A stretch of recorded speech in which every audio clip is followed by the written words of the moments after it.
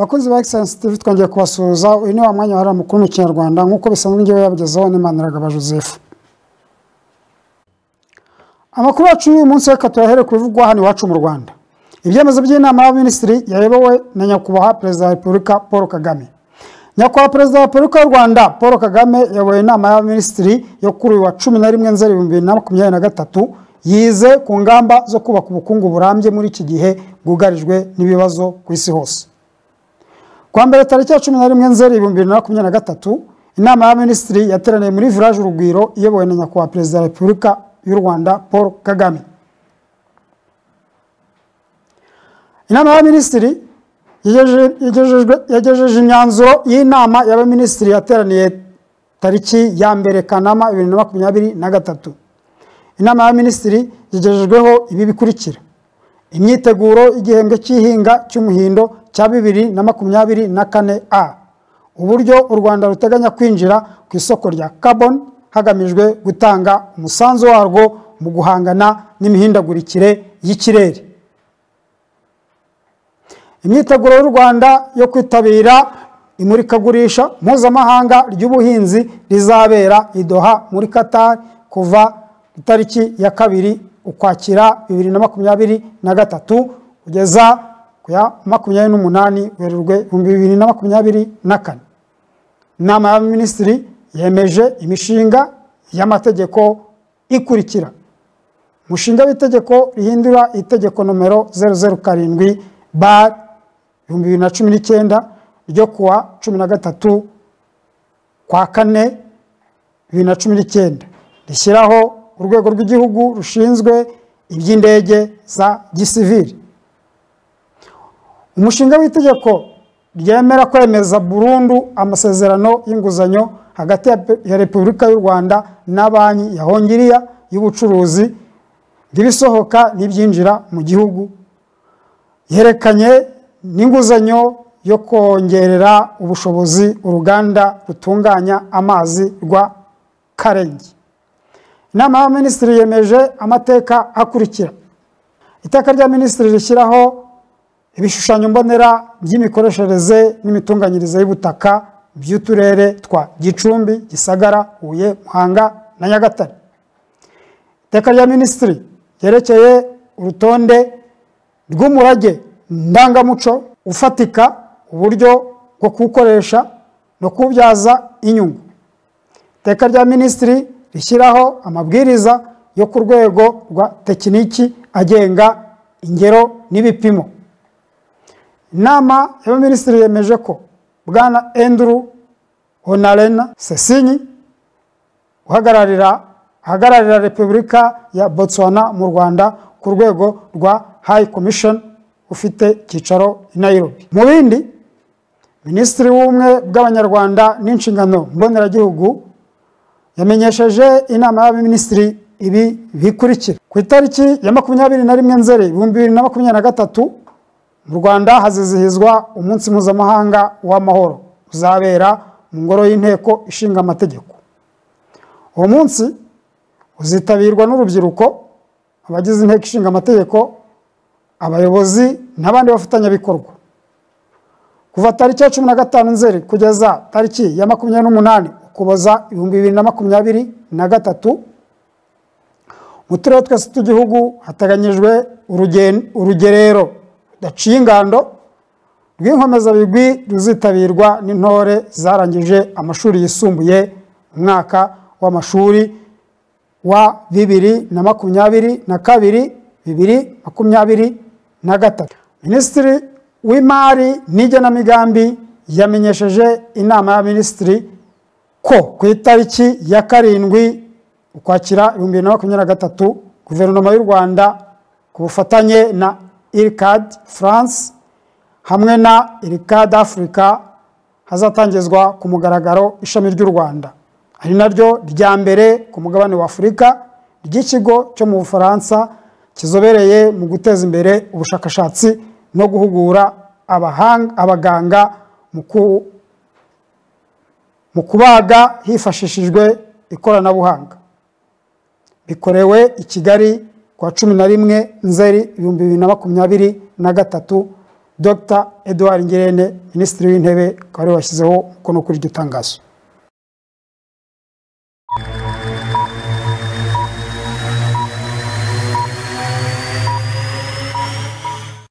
Mu Rwanda tuyakomereze ku nama nyakubahwa Perezida wa Repubulika y'u Rwanda azitabira ya G77. Nyakubahwa Perezida Paul Kagame agiye kwitabira inama ikomeye ya G77 izabera Havana muri Cuba.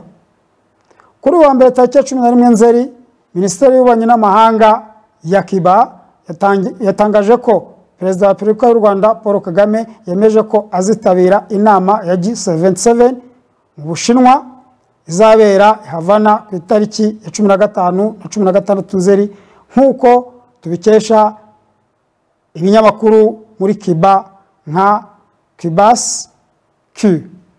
G77 ni itsinda ry'ibihugu biri mu nzira y'amajyambere byo muri Aziya, Afurika na Amerika yo hagati na Amerika yo hepfo, byashinzwe ku itariki ya 15 Kamena 1964.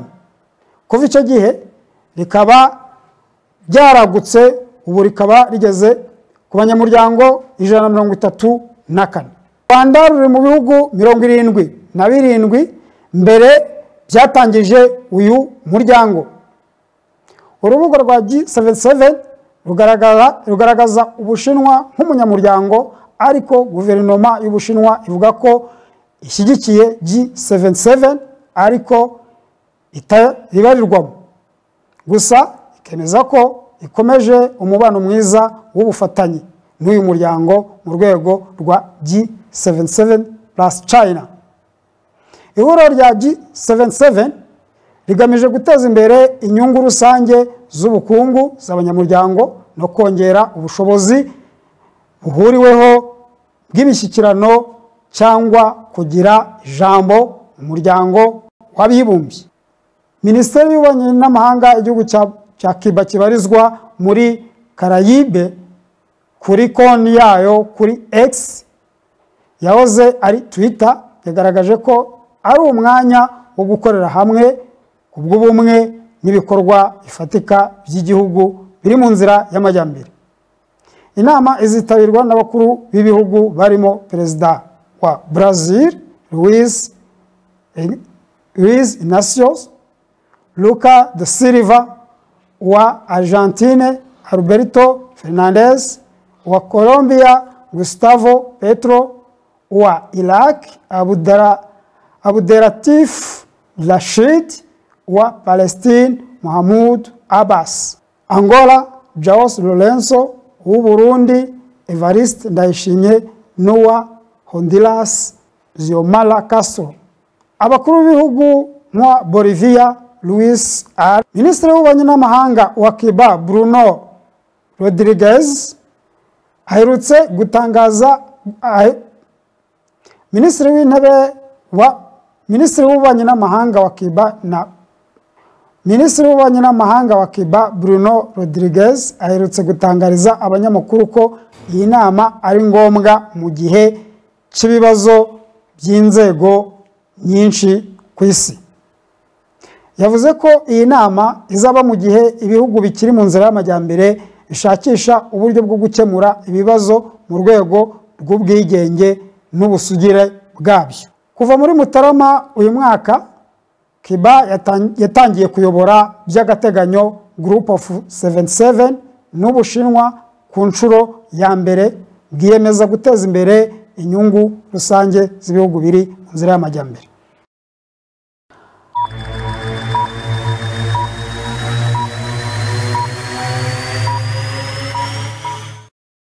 Amakuru yacu tuyakomereze ku bivugwa mu mahanga.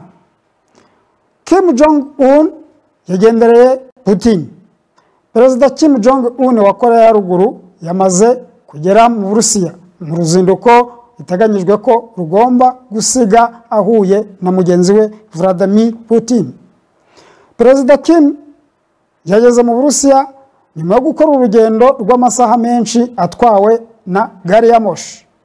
Amakuru avuga ko we na Putin mu byo bagomba kuganiraho harimo amasezerano yerekeye intwaro. Muri aya masezerano ngo harimo kuba Korea ya ruguru yaha Uburusiya intwaro zo kwifashisha mu ntambara na Ukraine, nk'uko umwe mu bategetsi muri Amerika yabitangarije ikinyamakuru CBS. Aya makuru ashimangirwa na Perezidansi ya Leta Zunze Ubumwe za Amerika, na Amerika itangaza ko ifite amakuru y'uko ibiganiro by'Uburusiya na Korea ya ruguru birimo kwihuta. Minisiteri y'Ingabo za Korea ya ruguru yatangaje ko gari ya moshi idatoborwa n'amasasu yari itwaye Kim yageze mu Burusiya mu rukerera rwo kuri uyu wa kabiri. Ubwo iyo nkuru yamenyekanaga, iyo gari ya moshi yarimo yerekeza i Vladivostok aho mu Burusiya. Ubwo iyo nkuru yamenyekanaga, iyo gari ya moshi yarimo yerekeza i Vladivostok aho Uburusiya burimo kwakirira inama y'ubukungu y'ibihugu y'Iburasirazuba. Ni urugendo rwagombaga kumara andi masaha ari hagati ya 5 na 6 bijyanye no kubiriya gari ya moshi inikoreye izindi modoka z'imitamenwa zibarirwa muri 20 zituma igenda ku muvuduko utari wo hejuru. Itangazamakuru ryo mu Burusiya rivuga ko kuri uyu wa kabiri aribwo Kim na Putin bari buze guhura.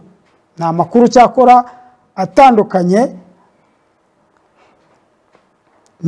cyakora atandukanye n'aherukaga gutangazwa na Perezidansi y'Uburusiya iheruka kuvuga ko ashobora kuzahura mu minsi iri imbere.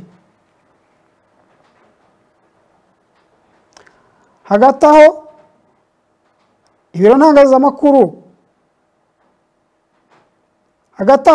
ntangazamamakuru CNA cya Korea ya ruguru byatangaje ko Kim mu rugendo rwe yerekejwe n'abayobozi bakomeye barimo n'abasirikare bakuru. Hagati aho ibiro ntangazamamakuru CNA bya Korea ya ruguru byatangaje ko Kim mu rugendo rwe yaherekejwe n'abayobozi bakomeye barimo n'abasirikare bakuru. Uruzinduko rwa Perezida Kim Jong-un ni rwo rwa mbere agiye gukorera hanze y'igihugu cye kuva muri 2019. Icyo gihe nibwo yari agiye i Vladivostok mu nama yahuje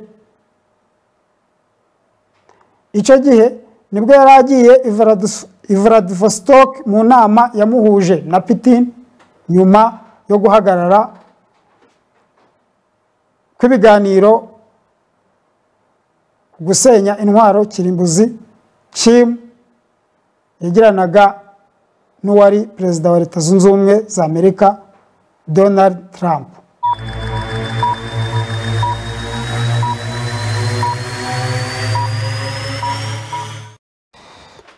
Dukomereza amakuru yacu ku makuru ajyanye n'uburezi. Amanota y'ibizamini bya leta yasohotse. Hatangajwe amanota y'abakoze ibizamini bisoza amashuri abanza n'icyiciro rusange. Minisiteri y'Uburezi yatangaje ibyavuye mu bizamini bya leta by'abasoje amashuri abanza n'abarangije icyiciro rusange cyayisumbuye, aho mu mashuri abanza batsinze ku gipimo cya 91%, naho O-level bagatsinda ku gipimo cya 86%. Umwana witwa Umutoni wa Sikera wiga ku kigo cy'amashuri yisumbuye cya Fawe Girls School kiri mu karere ka Gasabo niwe wahize abandi mu gihugu mu bizamini bya leta bisoza icyiciro cy'amashuri yisumbuye. Akurikirwa na